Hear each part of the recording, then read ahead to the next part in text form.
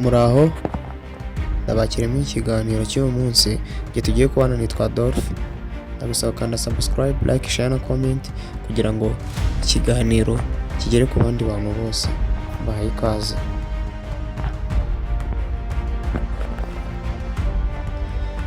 Mu myaka ya za 60, ubwo ni mu 1960, u Rwanda rwari igihugu cyari kimaze imyaka myinshi kiri mu maboko y'abakoloni. Abadage nibo bakolonizaga u Rwanda, hanyuma haza Ababiligi. Abanyarwanda benshi bari bararambiwe kuba abacakara mu gihugu cyabo. Icyifuzo cyo kwigenga cyari cyaramaze gufata indi ntera. Kuva mu myaka y'1959 imiyaga y'impinduramatwara yatangiye gucengera mu mitima y'Abanyarwanda.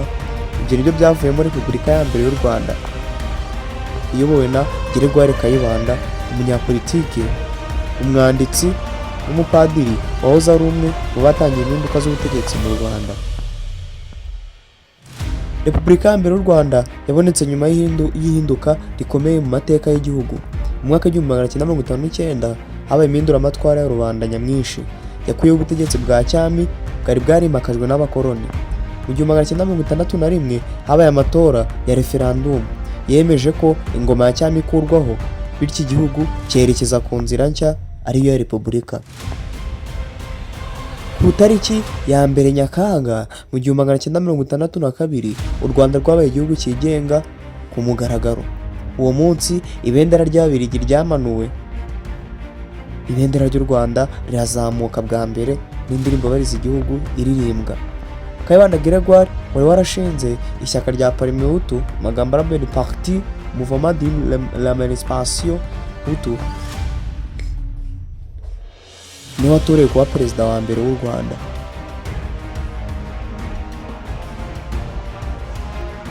Icyo gihe igihugu cyari gishya, nta mikorere isobanutse, nta bukungu bwiyubashye, nta nzego z'ubuyobozi bukomeye.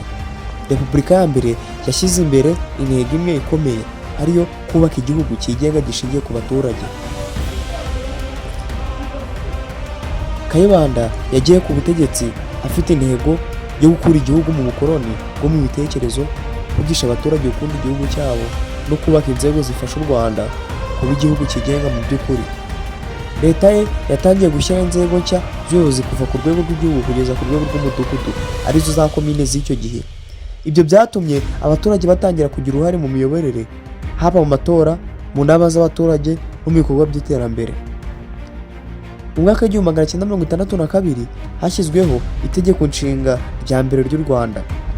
Iryo tegeko ryashimangiye ko u Rwanda ari repubulika yigenga ishingiye ku baturage. Ryashyizeho inzego z'ubuyobozi butatu, arizo ubutegetsi nyubahirizaamategeko, ariyo inteko nshinga amategeko, ubutegetsi nyubahirizaamategeko, ubucamanza, ubutegetsi nyubahirizaamategeko nanone ariko guverinoma n'umukuru w'igihugu. Itegeko nshinga ryavugaga kandi ko ku burenganzira bwa muntu, ubwisanzure bwo gutanga ibitekerezo n'uburenganzira bwo gutora. Nubwo byari bigoye muri icyo gihe, ibi byari intambwe ikomeye mu rugendo rw'ubwigenge bw'u Rwanda. Mu gihe cy'ubutegetsi bwa Kayibanda, leta yashyizeho imbaraga nyinshi mu guteza imbere uburezi.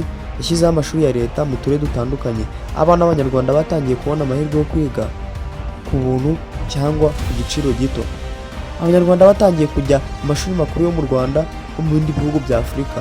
Uburezi bwabaye intwaro yo kwigenga no kwigira no gutekereza ku by'igihugu.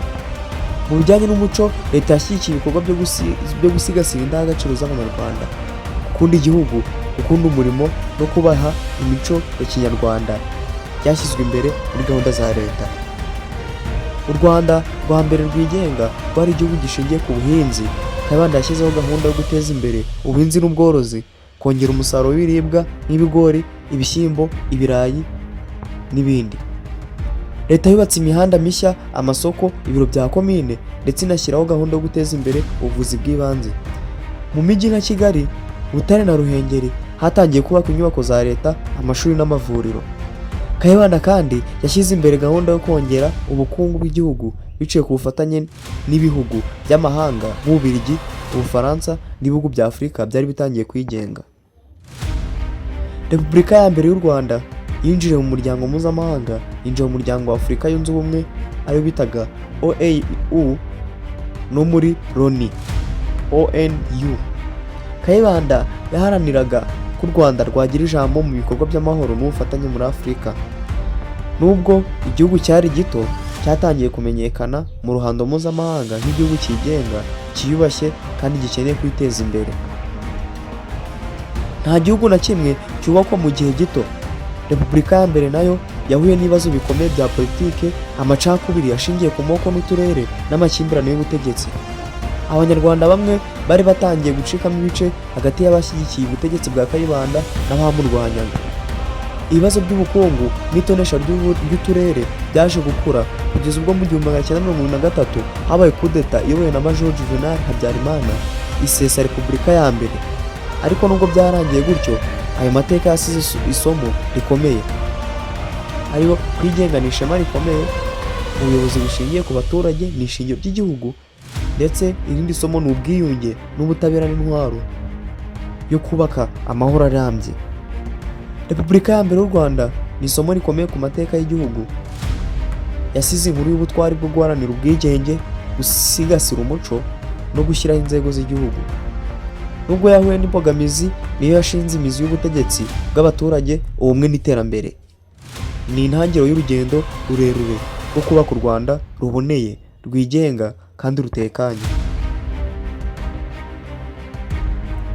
Njye twabanye mu kiganiro cyangwa documentary yita Dolph cyangwa se unyite Keva. Ndagushimiye wowe wakomeje kureba iyi video tukaba tuyisozanyije. Ndagusaba ukanda subscribe, like, share na comment kujyana n'ibindi biganiro by'amateka n'ikindi kibazo cyose mwagira mwambaza muri comment. Murakoze, mugire umunsi mwiza, ndabashimiye.